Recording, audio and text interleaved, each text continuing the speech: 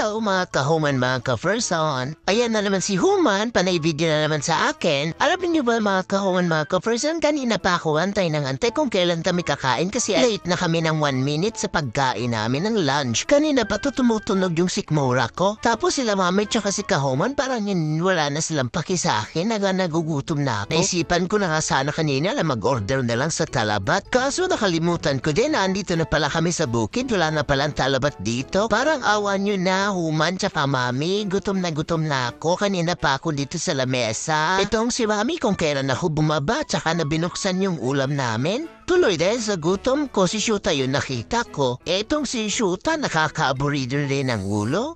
May sikmura pa akong iniisip, yung boses ni Shuta nakakabingi pa. Ay nako, talaga mga ka-human, mga ka-person.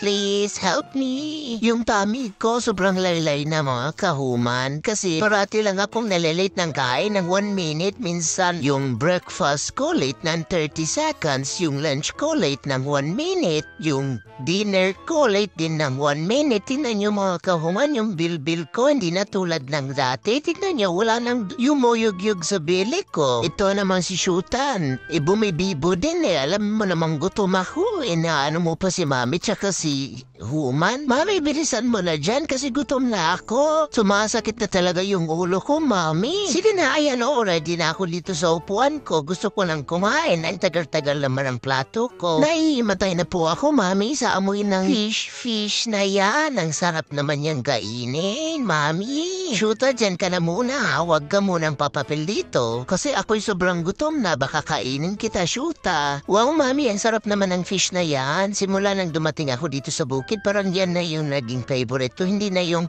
isda na nasa plata, mami, mga kahuman. Gusto ko everyday ganito yung ulam ko. Ano ba kahuman, mami? Kailan ba tayo kakain? Gutom na ako. Yung tiyan ko umihilab na. Ang tagal-tagal naman kumilos nitong kahuman ko tsaka yung mami ko. 1 hour prepare na ako dito sa lamesa. Kayo, always late lang talaga kayo. Ang bango-bango talaga ng isda, mami. Gusto ko nang kumain, mami.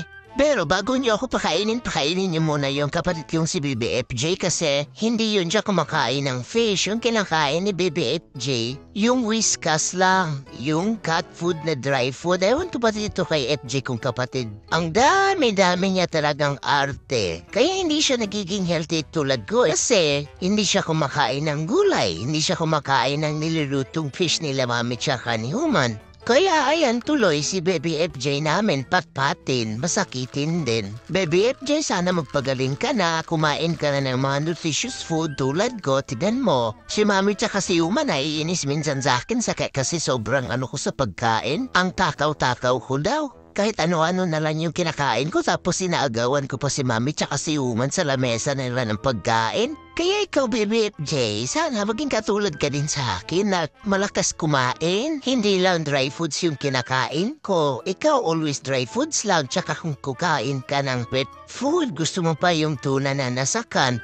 Masarap kaya pag fresh. Hay, salamat. At tatapos ka rin doon, mami, kasi kanina pa ako dito. Pero okay lang kasi pinapakain mo pa naman yung aking kapatid na si BBFJ. Pero mami, sana binilis-bilisan mo kasi wala na talaga. Hindi lang 10 seconds, 30 seconds yung late mo sa pagkain sa akin. Naging 2 minutes na. Paano na yun? Nabawasan na ako na 1 kilo. Hay, nako. Human, pwede ba nagawan niyo ako ng upuan next? Kasi ang baba nitong upuan na binigay mo sa akin, halos hindi ko na makita yung mga pagkain sa lamesa. Tapos hindi mo pa ako binigyan ng plato. Paano ko kakain ito?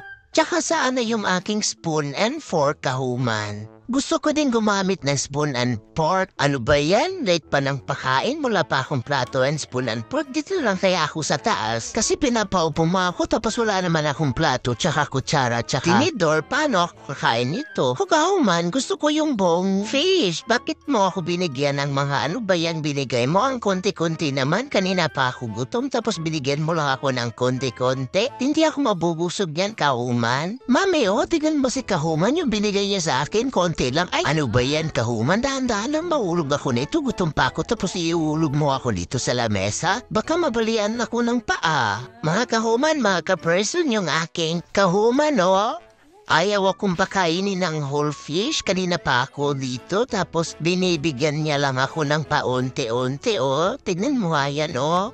Kahuman, pahingi ng fish. Gutom na ako. Kahuman. Nanggigigil ako sa fish na nasa plato mo, Kahuman. Gusto ko nang kumain yan. Sige na, ibigay mo na yan sa akin. Akin na yan, akin na yan. Sinabi ko naman sa'yo, Kahuman, na bigyan mo ako, ah. Gawin ko yung fish na nasa plato mo ngayon. Sige ka. Sige na po, nagbehave na ako dito para bigyan mo ako ng fish. Hay, talagang nanggigigil na ako sa fish na nakaharap sa akin. Itong si Kahuman, bakit pa unti-unti lang yung binibigay sa akin, oy? Ang sarap naman ng isdang to. Mami, gusto ko pag birthday ko, gusto ko maraming fish tulad nito. Gusto kong kainin lahat pag birthday ko. Tapos, i-invite ko si Shota, i-invite ko si Bruce Lee, tapos ipapakain ko din si Bebe FJ para naman hindi yun matamlay. Basta Mami, Kahuman, gusto ko sa birthday ko, gusto ko maraming fish. Tulad nito kasi ang sarap-sarap ng fish na to. Ayan, sige pa Human, happy tummy na talaga tong tiyan ko ngayon. Hindi na ako mababawasan ng 1 kilo. Next time, Human, bigyan mo ako ng plato na maliit dito para parehas naman tayo gumagamit ng plato. Akin na nga yan, Kahuman, kasi konti-konti lang yung binigay mo. Gusto ko marami. Gusto ko kainin yan lahat, oh. Mga Kahuman, mga ka-person, baka may fish kayong ganito.